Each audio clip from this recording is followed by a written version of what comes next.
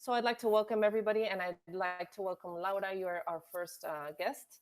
And briefly, I want you to talk about yourself, and I want Mm. people to know that our podcast is mainly focused on what's going on right now.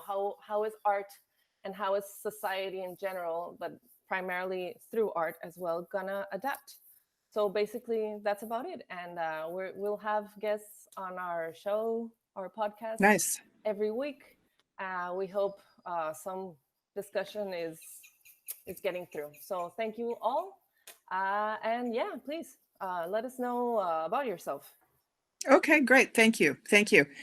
Uh, so my name is Laura Curry. I am a uh, artist that is a resident of the United States. I work in predominantly North and South America. Um, my work would be categorized as social art practice because of well, it's the work that I do, the methodology. It's a research-based practice. So, what that means to me is there will be conditions, um, issues, if you will, that I will notice that will affect me directly, or that I will notice that may affect me peripherally, or that are in the world around me. And so it may affect me emotionally, it may affect me physically. It's a variety of things. And then I will typically, um, develop a methodology of research, and that will include interview, conversations. Um, it really includes different layers of embodiment. So I will immerse myself in a site, um, uh, or I will already be affected by whatever I see, is important, or the issues that I'm taking on. And then from that research, I will do a couple different things. So I sometimes work as a consultant for affordable housing, um, for multimodal transportation, for design of public space, basically to create more equitable living contexts for communities that are underserved. Generally, that's the population. Um, and so the research that I will do will, in this case, as a consultant, I will be working with um, design communities, designers, and that can include, policymakers. That can be at the policy level, at the and I'm talking about like the one area of the client base. So that'll be designers and landscape architects, perhaps, or transportation planners, whatever, so many different things. The work that I do that will influence what that thinking might be is the most important work to me, and that is the community-based work, and that would be what I would define as the social art practice. So in that work, I will make space for the neighborhoods, the community members, whomever that I am serving. I will make space for the voices of those communities to be the voices that are deciding, making change, defining what that looks like. Uh, I work to place these communities at the center of whatever the project is, to create an agency that drives whatever that wants to look like. So that's kind of what I do as a consultant.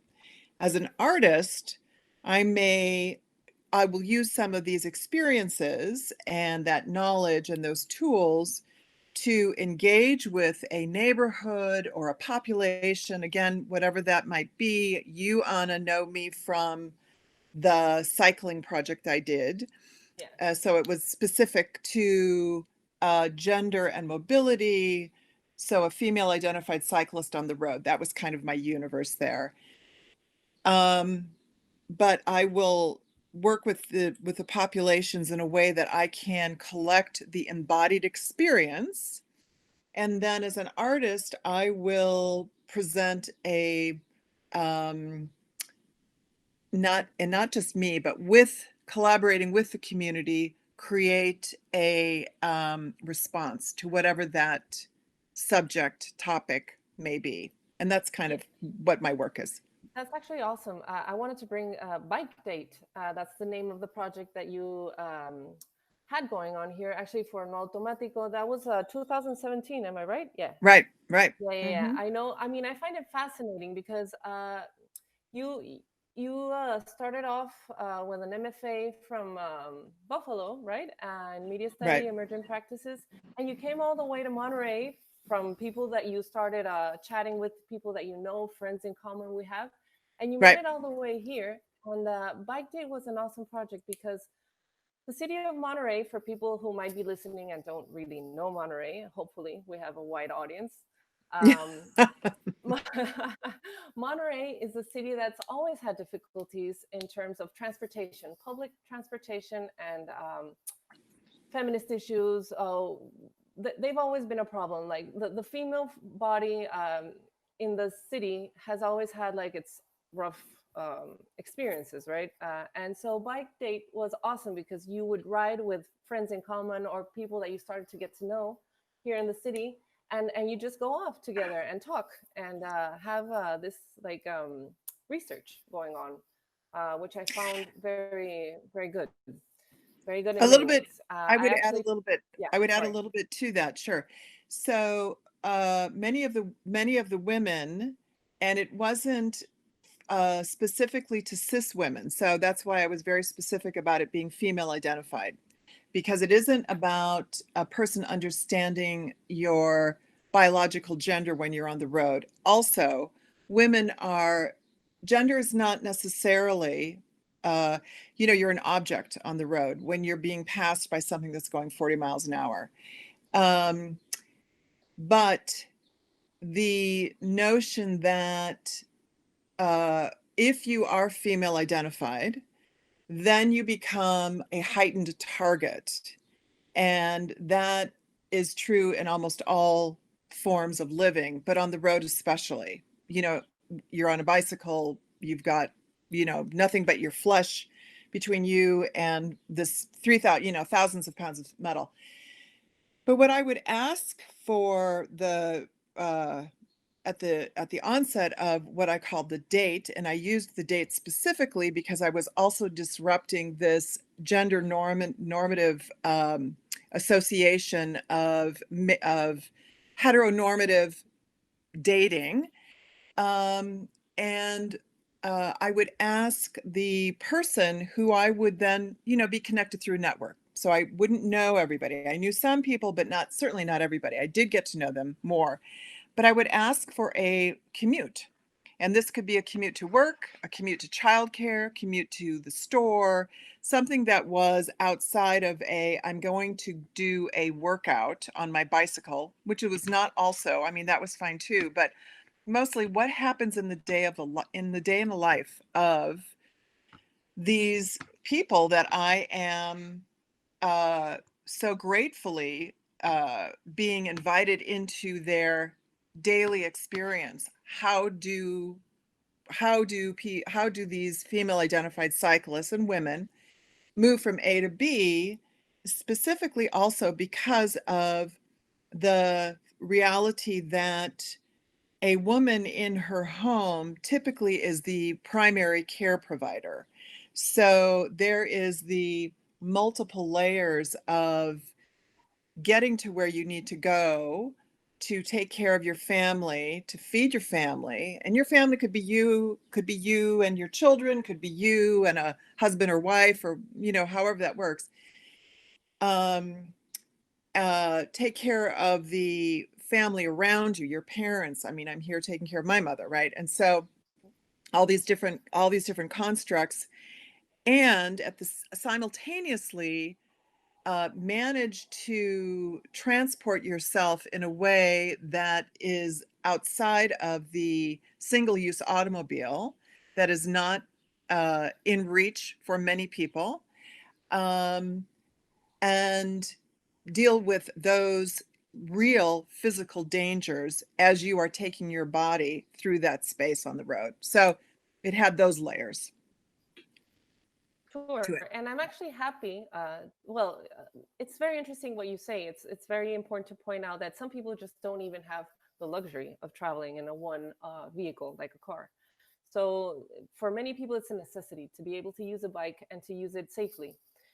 I'm happy and It's a sad choice. to inform you though that like in Monterey right now, one of my best friends was actually in it with you in your project, and she just told me yesterday that because the streets are so empty now, they're working together. These bike people are working together, men and women, to maybe tell the local government to maybe like help them out even more by formalizing or regularizing, and I don't know how you say it. I'm sorry, my English is still rough, but No, your English is great.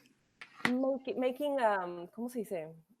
Bike, Multimodal, yes, multimodal. Yes, yes, exactly, exactly. yeah. So Hmm. maybe they have a victory right there during this crisis, which for many it's like it's been so hard, but some things are getting done, hopefully. And yeah, I just wanted to tell you that that's happening right now in Monterey. So Awesome, I fingers awesome. crossed, and things can improve in that sense. Yeah, yeah. But yeah, so now that we're into that, like how are you feeling that your practices might move along with this new COVID environment? And is it going to happen again? Is socially based art going to adapt, or what's going on? What do you feel? Well, I'm going to go back just a little bit, a little bit. With the access to the single-use automobile, I also think that there are people that are choosing not to use them, and so they are putting their bodies at danger for the belief that environmentally we are at a tipping point. And I think that uh, that makes it really important. Also, um, the notion that the streets are empty in your city, I mean, I would be one of those that would love to cycle through it as an emptier space because I kind of adore that sort of experience. But I think that's one of the positive things about this event that is closing down the world. So it isn't just some places or places of privilege or, places that are being challenged. It's global. So as you, I'm sure, are aware, and I'm assuming is the same in Monterey, although I'm hearing that there are fires in the mountain, which is terrible, but the air quality is improving. So the planet is healing itself pretty rapidly. We are also, when you talk about the fourth uh, industrial sort of Revolution. event, what's that? Well, they call it the fourth industrial revolution, which I wonder. But yeah, Yeah. hyperconnectivity and internet-based technology is the fourth revolution. Yeah. So we are also, as a planet, facing our next extinction that is caused by carbon.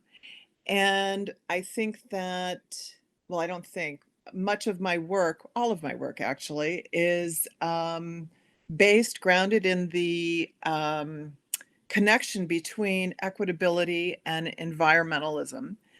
And my belief that empowering women will absolutely affects positively our environmental issues.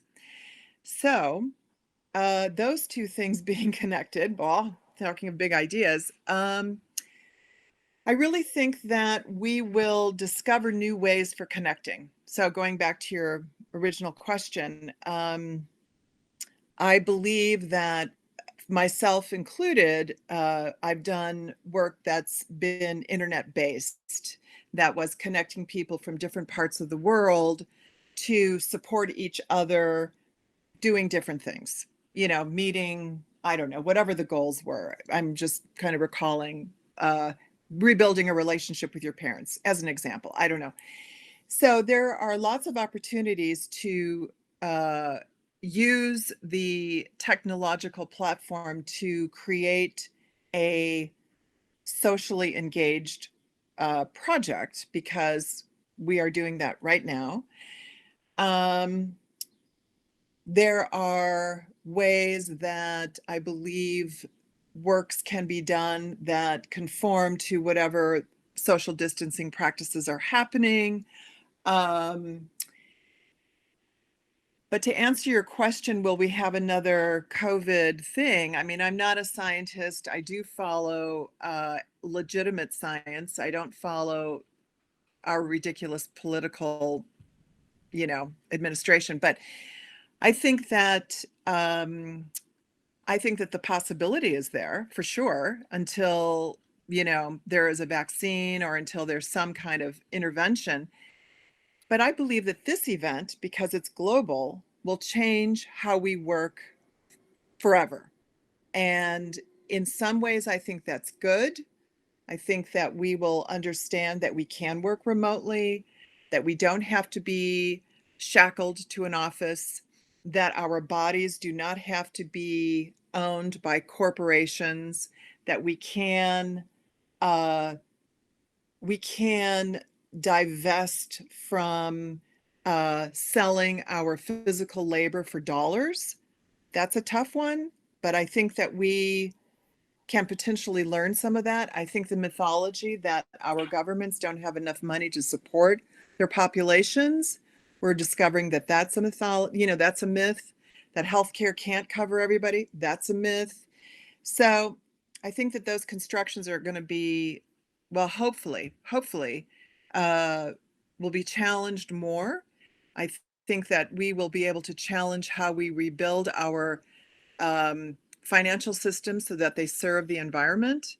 And I think that social art practice is going to have an important role in that, to knit fabrics of society back together. And Blah, blah, actually, blah, blah. I also have a new question for you, because I'm not sure Mhm. if you were still in Monterey by this time. I think you were. Well, the Women's March. Yeah, I Do you was there for remember that. that? You were here, right? Yep, I Yeah. It was participated. Yeah, awesome. It was huge. it was I had massive. not participated in a march for a long time, because I had been to several marches that kind of like got me down a little bit, disillusioned on how government responds to marches, and how much it really mattered. But this last Women's March, I found it fantastic. I found like the energy was way up there, right? Oh, it was And it was incredible. almost it was incredible. And it was almost immediately we had this crisis come in, and suddenly you find yourself locked in a room. So I started to read, like, what happened to the Women's March? I mean, the women's movement. So Hmm. apparently, now that women are confined to their homes, mostly, like, well, the ones that can, the privileged women that can stay at home, and Right. or the ones that just can't handle not being able to stay at home and taking care of a loved one, Hmm. they find themselves, many, trapped in a cycle of violence, domestic Right. violence, which is now exacerbating, right? Because you can't Right. get out of there. Right. So that's also something that I find has to be talked about, and maybe how we can adapt to this, making it better.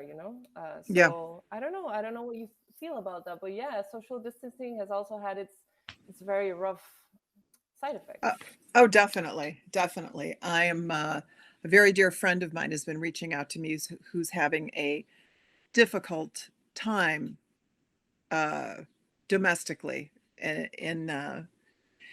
So it is hard because, you don't have, like, you've got a hotel room, which I guess the hotels are, I don't know. I mean, I don't even know.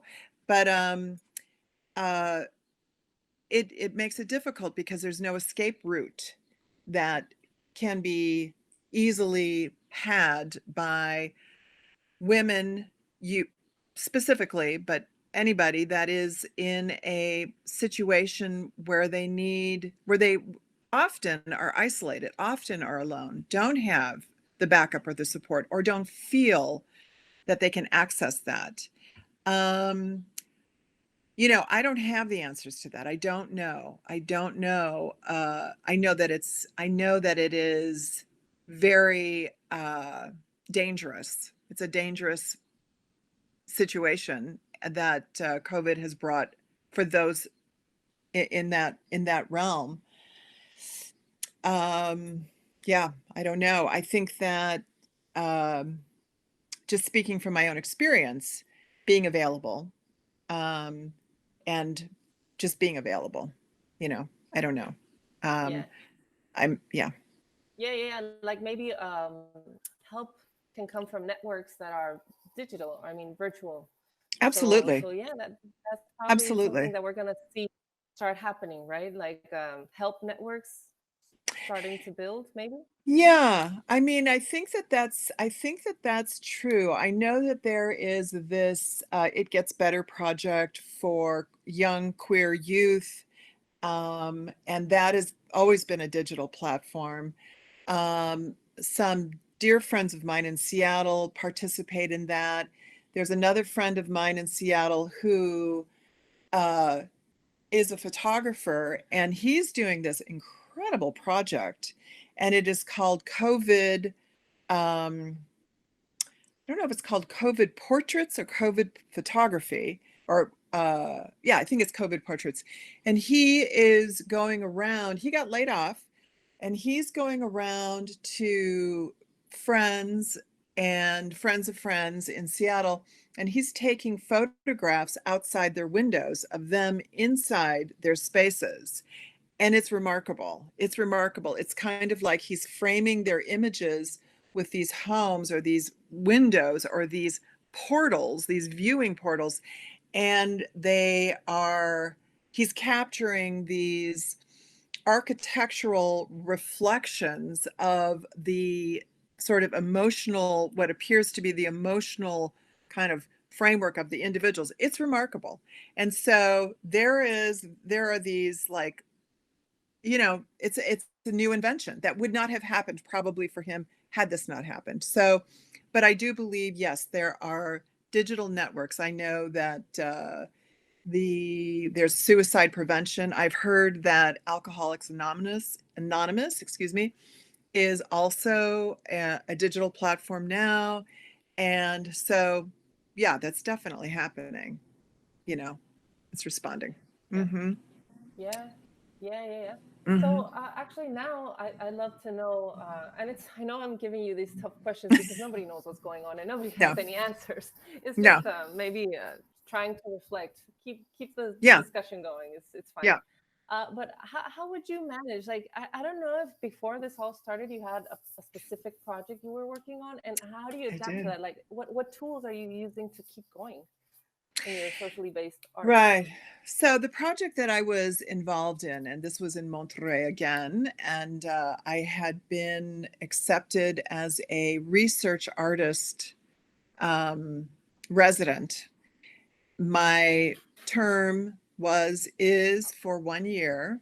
I could imagine myself staying longer after this because there's a lot of work.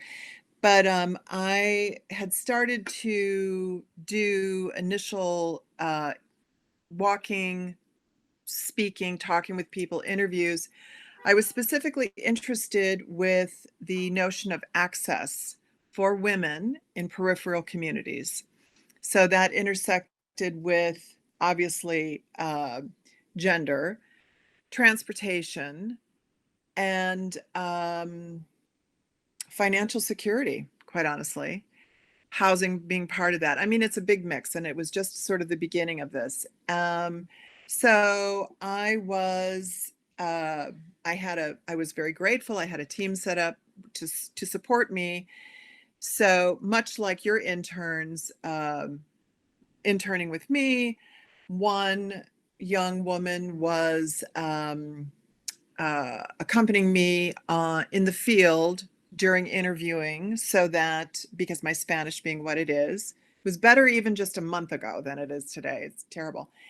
And then another intern was doing the transcriptions, the audio transcriptions. So I was just beginning to start my sort of networking, reaching out. but also listening to the people that I had the good fortune of communicating with. So basically walking, meeting people, starting a conversation. People want to talk to me, great. People don't want to talk to me, I respect that, that's fine. But kind of like finding where are those openings, and then discovering what is important to the women that I'm speaking to. What are aspirations? What are women thinking? And I had some ideas about where this project may lead me, but mostly importantly, I wanted um, uh, the experience of the women that I was speaking with to lead me where I was going. Out of that, I would develop collaborations with the, primary participants. Potentially, we would make projects together that would remain in their community. Out of that, I would create other projects that could be exhibited elsewhere, continuing to engage the collaborators into the process. So this came about. I came to Tucson to visit my 98-year-old mother, and I knew that the virus was happening. Obviously, I'm paying attention to the news, didn't realize how intense it was. And I thought, okay, I'm healthy, I'm going to be cool, I'm going to go visit. Plus, I needed to pick up supplies. Much of my library is here, and take stuff back down, as well as olives and assorted goods to my friends. Nice. But and then I came up here, and then it became a pandemic. And then it was just like, oh my goodness. So and then I also really started thinking, I can't assume that I can integrate or present myself into communities that are struggling themselves to stay healthy. So to protect myself and to protect the people that I was gratefully, having conversations with, and being invited to return, I had to stop. So this really abruptly terminated that part of my process, which is the research part, which is so critical. So what I'm doing now is I am doing some prototyping. Some of the work I imagine would come out in very kind of like pop-up books, to be quite honest. So visual elements that will follow the narrative of a community, of an individual, as well as prototyping fabric-based installations that would be sort of very large scale. And then doing lots and lots and lots of online research regarding the health and wellness statistics in Monterrey and the surrounding area, the impact of the industries there, predominantly air quality, but also in soil and water. And then the infrastructure of housing and how that's come about. And as I was leaving Monterrey, I was understanding, I don't know that it has come to a conclusion, that there was a conversation happening about the development guidelines for the massive housing developments that are in place and that continue, that the guidelines will typically describe for a city, or a city will define what those guidelines are. Then the developer will follow those, whatever they may be. Vancouver, British Columbia, for example, has guidelines that it's a 1-for-1 replacement, meaning if you tear down an affordable housing apartment or house, you must replace it. And then in addition to that, you have to have a square percentage of what that square footage is for green space. You have to apply a square footage of what that is for childcare. Other social, you have to create a benefit to the society, the community. And in Monterrey, as I left, I understood that the conversations going on there were how the developments could actually be the square footage of the rooms themselves could be smaller, and that the space in front of each house would be smaller. So it is a more compact, impacted life, less green space, if any at all. And so I have just been doing lots of that kind of research. Yeah, Yeah. that's actually really interesting. I know that Casas Infonavit have slowly gotten tinier and tinier, right? Well, I'm not sure if it's slowly, it's pretty fast, I guess. Mm-hmm. I don't know really how that stands right now. It'd be awesome if we could find that out and like also post links below our Mm-hmm. conversations, starting off with your profile, web profile, and all these projects that we've been mentioning, and maybe see what's going on. Yeah, sure. Mm-hmm. Mm-hmm. Yeah, yeah, definitely. See, Yeah. it's not healthy. It's very dangerous to have people living in such confined spaces, and let alone green spaces, no green spaces. I also know they were planning on maybe doing something in the river, which would be, in my opinion, terrible. But yeah, you remember I that as well? I did hear about that, and while I did not live in Monterrey when there were tiendas, when there were stores in the river, development of the river, and it would continue to get washed away, and then the city was like, "Hello, it's a Yeah, riverbed, for God's sakes." But that there is conversation about rebuilding in the riverbed, and I don't know if they mean it to be on the ground itself, if it's going to be a raised situation. I did not do the research. I don't have the data to know what the floodplain is, like how high the water comes. Also, excuse me, with the deforestation due to the concrete industry, what that impact will be to the floodplain, how that will change, and what does that mean? So sure. I don't know. Yeah. Problems that have been like sort of put off, I guess. I hope, because you also read about politicians doing lots of things while you're just staying at home and not being fully aware. But yeah, we'll keep an eye on that as well.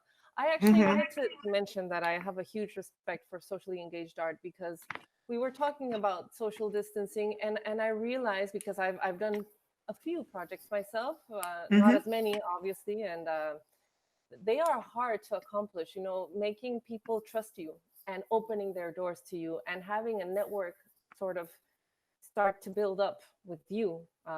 Help, not even helping, they're helping you, and you're trying to like Yeah. understand and research. So it's very difficult to really make that happen. I think it's really beautiful, but it's hard work. And right now I'm thinking about this, because we're talking, all of us are talking through Hangouts, through Zoom, through whatever Mm-hmm. you Mm-hmm. prefer, and you can't even understand if you're actually locking eyes with someone. It's very different, the experience. Oh, So I was wondering, like, if you had to continue and still start your investigation again, stay in touch with people, maybe it's a different project, I don't know, but it's hard to adapt to minor changes, as not being able to lock eyes, or seeing yourself as well when you're trying to establish communication. It's weird to me. It's a mm-hmm. burden, but to some people love it, but I don't know, it's different. It's the tiny details that I think are gonna slowly impact. I don't know. Well, I don't know how you feel about it. yeah, I mean, it is difficult. It's different. It's very different. It lacks the embodied experience that I am used to framing my work with. Um, there are a few women that I had developed relationships with, and it's not about me making them trust me. It is about um, opening. It's about me being accessible, and I don't even know if that's the right framing. It's really just starting a conversation, and the women or the people that I am speaking with will, over time, a relationship is built. I think that's just kind of, obviously, that. So it's just that simple. But a couple of the contacts that I have made, I have their WhatsApp. So we are communicating in that way. Now, I could imagine that that would be a way that, and it has to be the way that we will continue to have conversations. I don't know what their access to the internet, to a computer. I have no idea.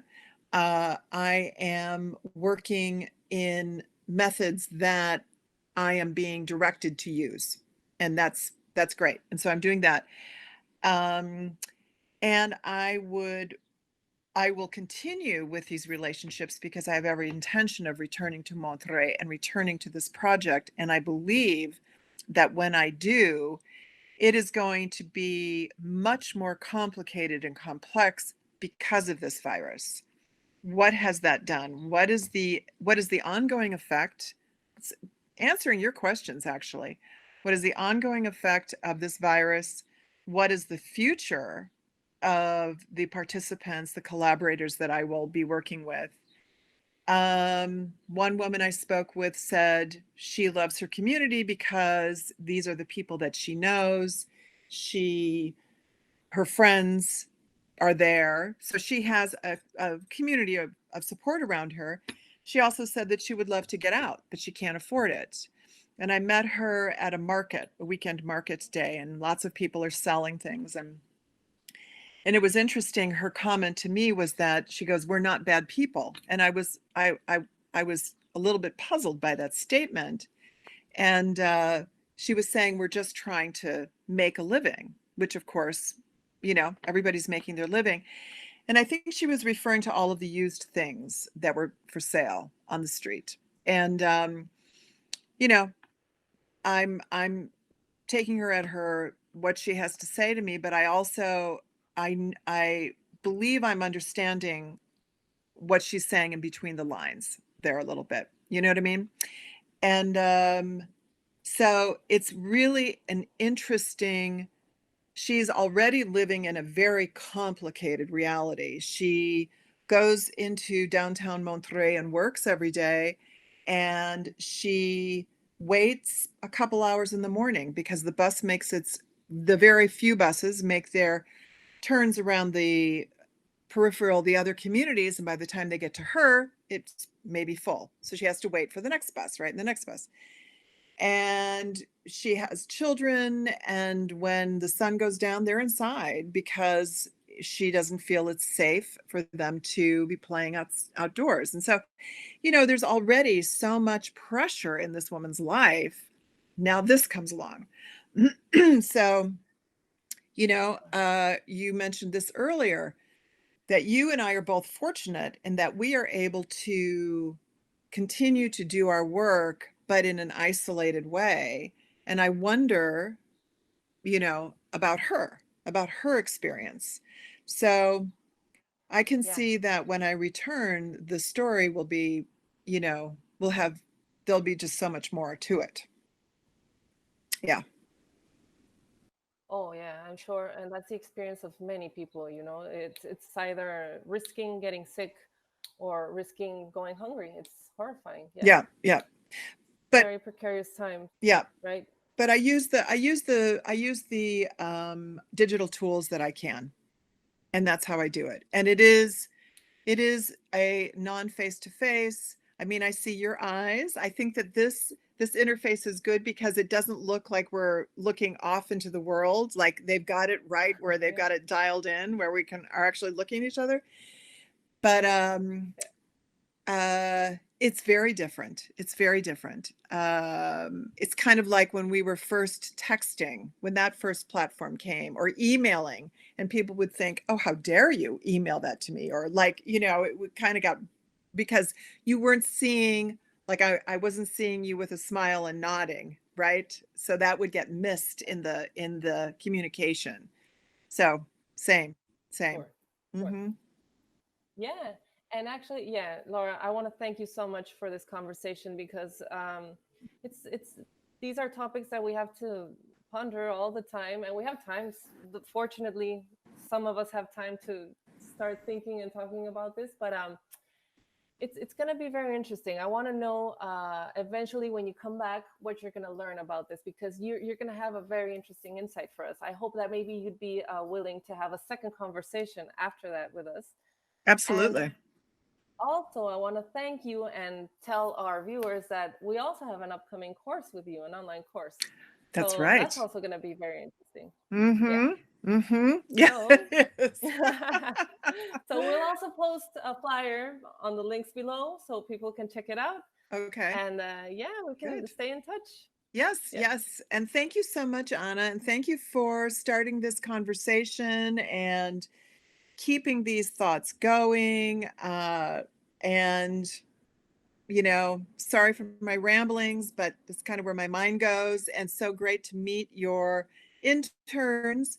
Now, people can access the podcast on your website. Is that correct? Yes. I think next week we'll have it online available. Yeah. Okay, We're super. working on it. Yeah. Okay, great. Well, So take I'll care of let you know. yourself. You too. Take good care. Hi to your mom. Thank you. Hello to your boyfriend. Hope all Yeah. is well. Thank you. I'll let him I'll, know. I'll send you a microwave cookbook. Oh, please do. Yes, I need that desperately. Thank you so much. Okay. All right. Besote. Bye-bye. See you soon. Bye. Bye-bye. Bye.